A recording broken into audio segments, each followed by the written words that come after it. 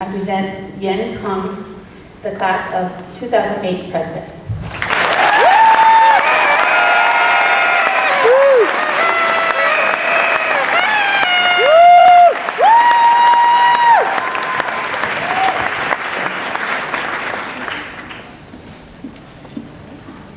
Team 11, distinguished faculty,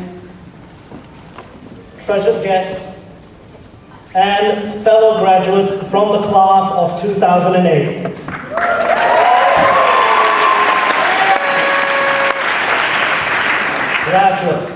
Graduates.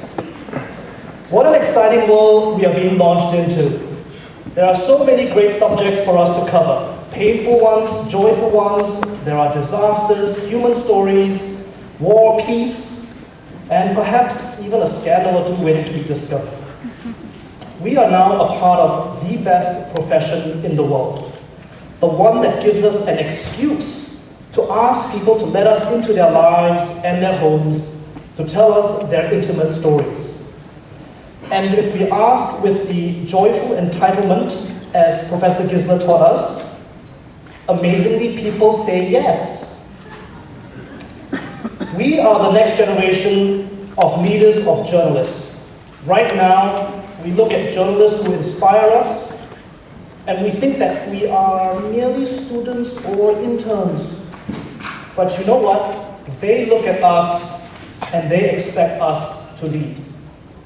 We have been so honored to have spent the last year at Columbia, the best journalism school in the world. We have reported on the diversity of New York City, a place that many say is the center of the universe.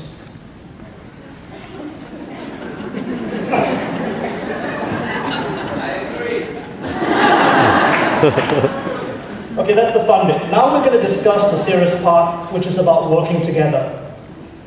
Our profession gives us a real opportunity and thus an obligation to change the world by deciding what's news, as Herbert Gans wrote. So what do we want to change? What are our big dreams? What if we were the heads of the New York Times or CNN or had a couple of Pulitzers under our belt? What would we use our voice to say then? Look around this room. Look at the person in the seat next to you, the one in front of you blocking your view. In 20 or 30 years, we as a class will have all these things. What then? And then the obvious question is, why wait till then? Use our voices now. Yes, we might have to cover community board meetings, but never lose sight of why we got into this in the first place. For me, as a conflict photographer, I found that documenting and almost glorifying violence with my photos might not lead to peace, as I wish it might. News is not just about the conventional, if it bleeds, it leads. We should strive to uncover the greater complexities of the stories, and we should strive to uncover the greater complexity of the stories we cover and challenge the established view. So here's the nut of this speech. To accomplish anything great, we need to harvest the power of the group. As individuals, we can only do so much.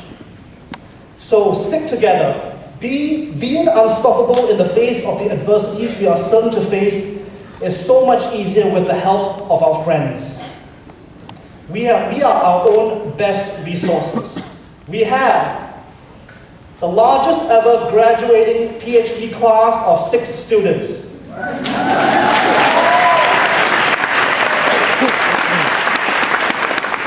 We have the Knight Badger Fellows who have enriched our conversations with experience and showed us that learning never ends. We have MA students who have given up established careers to study with us and cover arts and culture, science, business, politics.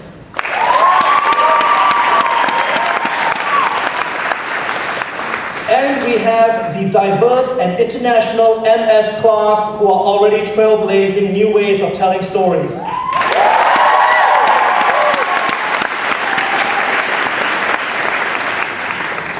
Find a collaborator from this group. We can't do everything ourselves. It's more effective to work together than to be the jack of all trades, do everything yourself, mobile journalist, video photographer, blogger that the industry seems to want. Look at how the class came together when Ahmadinejad spoke. We got 30 reporters together to create a blog. We had print, we had video, we had audio slideshows. We killed the story. And we got 165,000 page visits in 48 hours. Look at what we've survived together this year. The freezing basement and the horrible experience of the toilets there.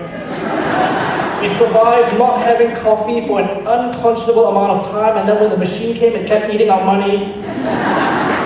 And don't get us started on the mythical Argentinian glass that's being flown from Paris.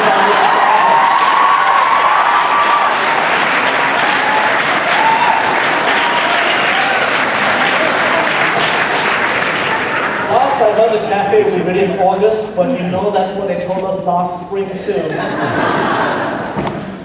Parents in the audience, so sorry to tell you that while it is true that this has been one of the toughest years for most of us, we are not deterred from this profession. Not in the slightest. This is the last bit. As president of the class, I have the privilege of speaking on behalf of all of the students. Dean Lemon, a heartfelt thank you to you, your faculty and staff, for all the time and teachings that you have imparted to us so very generously. May we be as generous to those coming after us.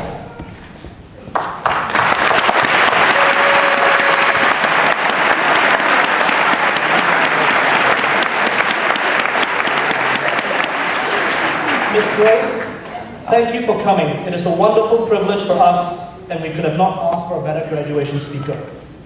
Since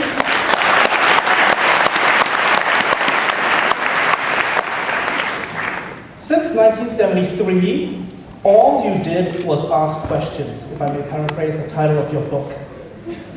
We would like to ask, if you had only one person left to interview and only one question, who would it be and what would you ask? A special shout out to our advisor, Rebecca Castillo, and the SPJ board, the tireless students who labored on behalf of all of us to make it a great experience for one and all. Will the SPJ board please stand up and be recognized?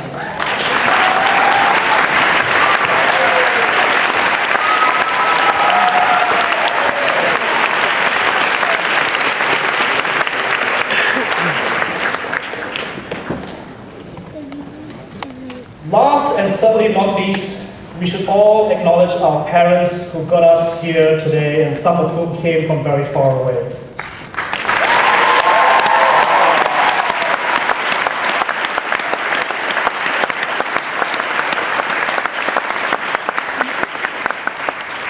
When you leave here today, make sure you take a moment to find something nice to say to your own parents. Dad, for pushing me to always be the best, and Mom, for teaching me the true meaning of love and how to be a happy and appreciative person. I'm only here today because of both of you, so thank you.